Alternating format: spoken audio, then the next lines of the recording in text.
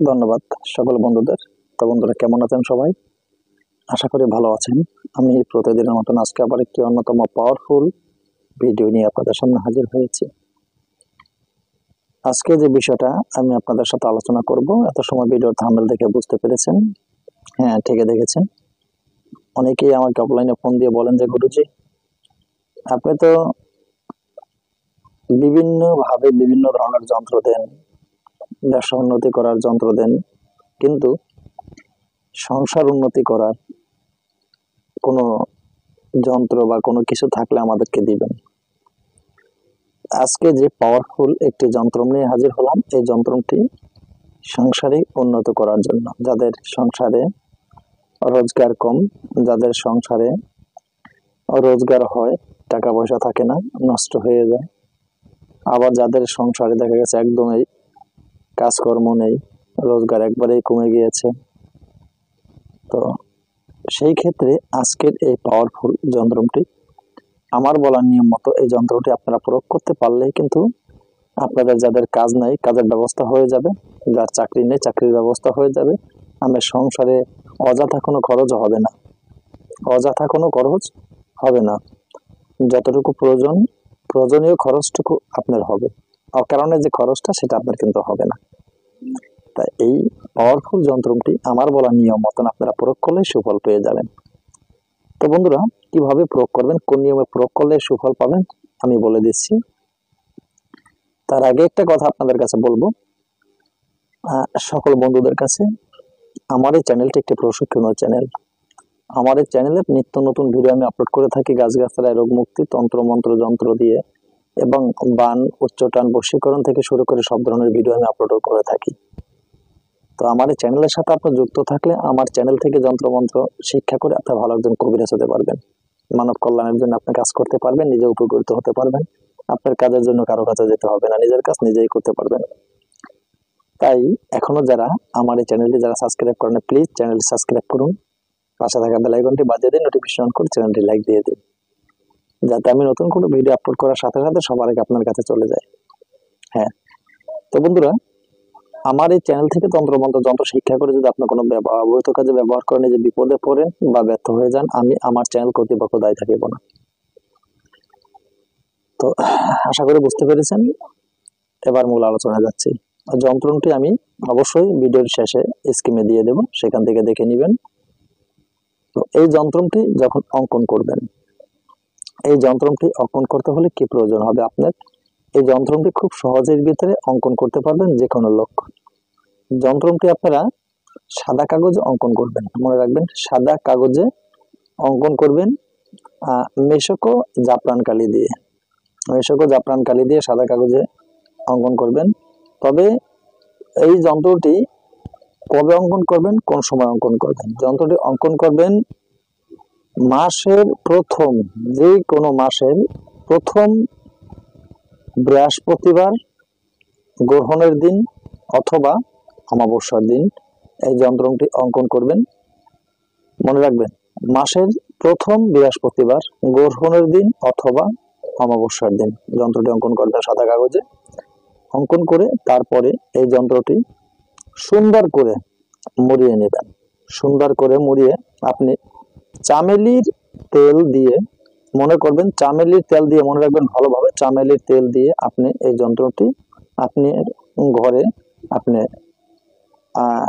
জ্বালাবেন। তবে জ্বালানোর আগে তার সামনে আপনি 300, মনে করেন 300 গ্রাম, মাত্র 300 গ্রাম মিঠা মানে আখের গুড়, সেটা রেখে আপনি লবণের ধুনো দেবেন। তারপর তার উপরে আপনি যেটাকে বলা হয়, যেমন যন্ত্রটি আপনাদেরকে দিয়েছে সেই যন্ত্রটি চিত্র অনুযায়ী যন্ত্রটি আপনি 19 বার আপনার হাতের আঙ্গুল দ্বারা আপনি এই যন্ত্রটি খুব সুন্দর করে আপনি এই যন্ত্র মাটির উপরে লিখবেন, সুন্দর করে লিখবেন আপনার সামনে। তো একটি যন্ত্র লিখবেন, একটি বাতাসা দেবেন তার উপরে ভোগ, তারপরে সুগন্ধি একটি ফুল দেবেন। এরপরে মোট আপনি যন্ত্র লেখার সময় অবশ্যই আপনার মনে রাখবেন ইয়া বুদ্ধহ মন্ত্রটি পড়তে থাকবেন। ইয়া বুদ্ধহ, ইয়া বুদ্ধহ, ইয়া বুদ্ধহ, এই মন্ত্রটি কিন্তু অবশ্যই আপনি পড়বেন। পড়তে পড়তে এইভাবে আপনি 20টি যন্ত্র লিখবেন। 21 বারের সময় যন্ত্র সাদা কাগজে উপর কালো কালি দিয়ে লিখবেন, ঠিক আছে? তারপর আপনি অবশিষ্ট যে মিঠাই বা সুগন্ধি ফুল বা গোলাপ ফুল, আতর প্রভৃতি দিয়ে ভালোভাবে আপনি প্রদীপের শিখায় যন্ত্রটি রেখে লবণের ধুনো দেবেন। তারপরে একবার বিসমিল্লাহির রহমানির রহিম এই ভালোভাবে পাঠ করবেন, শুদ্ধভাবে পাঠ করে নিচের মন্ত্রটি পাঠ করবেন। মোট 40 বার পাঠ করবেন। মন্ত্রটি হলো ইয়া জিব্রাইল, ইয়া দরদাইল, ইয়া রফ তাইল, তন কাইল, তন তন কাখিল, বহক্ক, ইয়া বুদ্ধহ, এই মন্ত্রটি পড়বেন। আরেকটি মন্ত্র হলো, সেটা হলো মন্ত্রের আগে 21 বার অবশ্যই এবং মন্ত্রের শেষে দরুদ শরীফ পড়তে হবে। আপনি যদি দরুদ শরীফ না পড়েন, মন্ত্র পড়েন, দরুদ শরীফ পড়লেন না, তাহলে কিন্তু কাজ হবে না। দরুদ শরীফ হলো এরকম, আল্লাহুম্মা সাল্লি আলা মুহাম্মাদিন ওয়া আলা আলি মুহাম্মাদিন ওয়া সালাম, ঠিক আছে? এতটুকু। তো এই যে নিয়ম মতো যদি আপনি কাজটি করতে পারেন, কাজের সুফল পাবেন। ভালো জিনিস করতে হলে একটু সময় দিতে হয়। আপনি যদি একটু সময় না দেন, তাহলে ভালো জিনিস কিভাবে করবেন, ভালো জিনিস কিভাবে পাবেন বলেন? আমি তো বলি না যে আমাকে টাকা দেন বা আমাকে দিয়ে করান, আমি করবো, করে দিব, সেটা আমি বলি না কখনো, আর এখনো বলি না, কারণ আমার সময় হয় না, আমি করতে পারবো না। আপনারা যার যারটা নিজেরা তৈরি করে নেবেন। নিজেরা তৈরি করে নেবে, খুব সহজে যার যার কাজগুলি করে নেবেন। আপনাদের কামাইতে বরকত হবে, আপনাদের সংসারে শান্তি ফিরে আসবে, উন্নতি হবে সংসারে। দেখবেন আপনারা এই কাজ করার পরে প্রতিনিয়ত আপনার সংসার উন্নতির দিকে চলে যাবে। আপনার যদি ব্যবসা প্রতিষ্ঠান থাকে, সেটা ডবল হয়ে যাবে। কর্ম আপনার দেখা চতুর্দিকে আপনার কর্ম চলে আসবে, চারিদিক থেকে আপনার কর্ম চলে আসবে। এভাবেই মানুষ কিন্তু উন্নতির দিকে চলে যায়।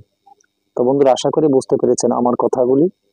আমার কথাগুলি যদি ভালো লাগে, প্লিজ ভিডিওর শেষেও বলবো চ্যানেলটি সাবস্ক্রাইব করে আমার সাথে থাকবেন। ধন্যবাদ সবাইকে। নতুন ভিডিও নিয়ে আসার আগ পর্যন্ত সকলে ভালো থাকবেন। আল্লাহ হাফেজ।